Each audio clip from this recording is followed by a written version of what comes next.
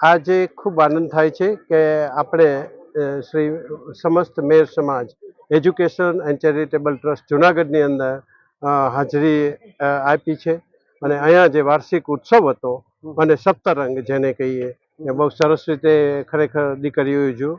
બધા સ્ટાફે પણ એમાં પુષ્કળ ભાગ લીધો છે અને નજીકના સમયમાં એટલે કે કાલે જ આમ તો વાત કરું તો સમૂહ લગ્ન પણ છે પોરબંદરમાં મહેર વિદ્યાર્થી ભવનની પાછળના ભાગમાં જે મેદાન છે ત્યાં.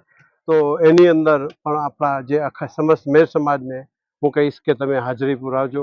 આ દીકરીઓનો જે પ્રસંગ છે એમાં તમે હાજરી પુરાવી અને એને પ્રોત્સાહિત કરશો. અને સાથે સાથે બીજો પણ એક મારે મેસેજ આપવો છે કે અમદાવાદની અંદર 24મી તારીખે મેટ્રીમોનિયલનો એક ઇવેન્ટ છે.